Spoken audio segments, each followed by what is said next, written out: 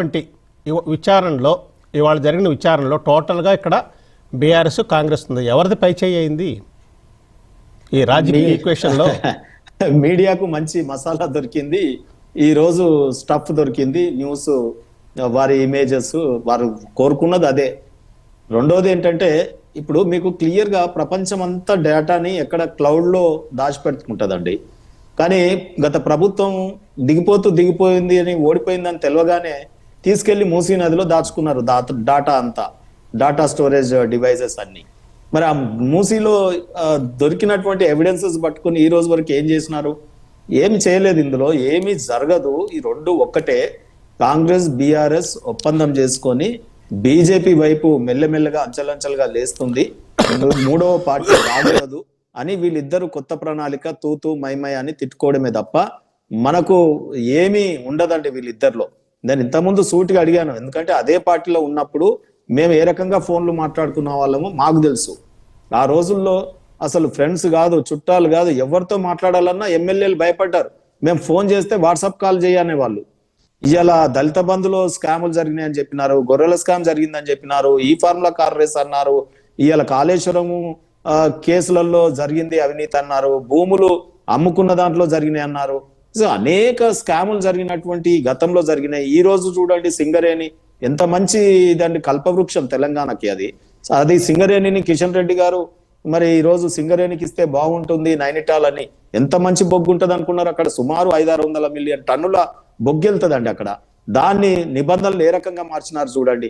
దాంట్లో వెళ్తున్న పేర్లు చూడండి, ముఖ్యమంత్రి గారి గురించి వారి బంధువుల పేర్లు చెప్తా ఉన్నారు, ఇక్కడ ఈయన బట్టి విక్రమార్క స్నేహితుల పేర్లు చెప్తా ఉన్నారు. ఇవాళ 2 మీడియా దిగ్గజాలు, ఇవాళ ఆ రోజుల్లో మనం ఆంధ్ర మీడియా అని వారిని విమర్శించాం. అదే మీడియా తెలంగాణలో ఉన్నటువంటి నల్ల బంగారం కోసం 2 కొట్లాడుకుంటున్నట్టుగా చూస్తా ఉన్నాం. ఈ రోజు ఏంటి ఇది, తెలంగాణ ఏమైపోతుంది అని తెలంగాణ ప్రజలందరూ కూడా ముక్కున వేలేసుకుంటున్నారు. అందుకే కాలోజీది చెప్తా ఉన్నాను, తెలంగాణ ద్రోహుల్ని తెలంగాణ వారైతే వాళ్ళని తెలంగాణలో పాతిపెట్టాలి. ఒకవేళ ప్రాంతేతరులు దోపిడీ చేస్తే ప్రాంత పొలిమేరల వరకు పరిగెత్తించాలని చెప్పినారు. అదే రేపు మేము చేయబోతా ఉన్నాం. బీజేపీ తప్పకుండా ఈ ఇద్దరిని, రాష్ట్ర ప్రభుత్వం బీజేపీ రాగానే వీళ్ళిద్దరికి జైళ్లు సరిపోవు అంటున్నా కదా, తప్పకుండా వీటన్నిటి మీద ఎక్కడికి ఏం పోదు. తెలంగాణ ఎంత దోసుకున్నారో అంత ముక్కు పిండి రేపు రాబట్టేటటువంటిది చేస్తుంది. ఒక ముఖ్యమంత్రి గారికి అయితే నేను డిమాండ్ చేస్తా ఉన్నా, ఛాలెంజ్ చేస్తున్నా, దమ్ముంటే సిబిఐ కాన్సెంట్ ఇవ్వమనండి తెలంగాణకి. రేపు తెల్లారి నుంచే కేజ్రీవాల్, సిసోడియా, కవిత గారు ఏ రకంగా ఉండేనో ఆ రకంగా ఇక్కడ జరగకపోతే నన్ను అడగండి. రైట్ అండి. సో రైట్ శ్రీనివాస్ గారు రైట్ అండి. పూర్ణచంద్ర గారు, మీరు అన్నట్టు రాజకీయ నాయకులు ఆడుతున్న ఒక క్రీడ ఇది అనుకున్నప్పుడు ఇక్కడ మొత్తం కూడా ఆ ప్రభాకర్ రావు గారు కానీ, భుజంగరావు గారు కానీ, రాధాకృష్ణరావు గారు కానీ వీరందరూ మీ పోలీస్ ఆఫీసర్లు. మరి మధ్యలో వీళ్ళు బలవుతున్నారు కదా, వాళ్ళు బలి కాకుండా వాళ్ళు ఏం చేయాలి? ఇది అధికారులు నిర్ణయించుకోవాలండి. ఏం చెయ్యాలా వద్దా అనేది అధికారులకి నిర్ణయించుకోవాలి. ఇప్పుడు ఈ క్రీడ ఏదైతే ఉందో, ఇప్పుడు ఇందాక చెప్తున్నట్టు బీజేపీ వచ్చినా ఎవరొస్తారండి? చీఫ్ మినిస్టర్ కిషన్ రెడ్డి అవుతాడు, ఒక రెడ్డి అవుతాడు, ఒక వెలమ అవుతాడు, ఇంకో రెడ్డి అవుతాడు. తెలంగాణలో, ఆంధ్రాలో అయితే కమ్మ అవుతాడు, రెడ్డి అవుతాడు. ఇంత తప్పితే వేరే వాళ్ళు ఎవరు కాదు. వీళ్ళంతా కూడా అదర్వైజ్ కనెక్టెడ్ అండి, అందరూ కనెక్టెడ్. ఇక్కడ మనం ఈ రోజు ప్యానల్లో ఉన్న వాళ్ళు కూడా మనం అందరం కూడా ఎట్లాంటి వాళ్ళు అంటే, ఏ రోజు ఏ పార్టీలో ఉంటే ఆ మాట మాట్లాడాల్సిన పరిస్థితి ఉన్నటువంటి వ్యవహారం.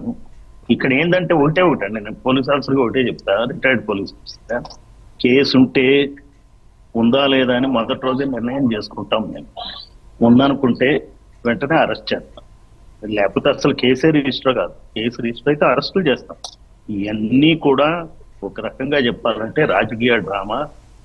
ప్రజల్ని, కామన్ మ్యాన్, బీసీని, ఎస్టీని, ముస్లింని డైవర్ట్ చేసేటువంటి కార్యక్రమం తప్పిస్తే దొంగలు మాత్రం దొంగల మీద చర్యలు తీసుకోరనేది మాత్రం నేను క్లుప్తంగా చెప్తున్నా, ముగిస్తున్నా. రైట్ అండి.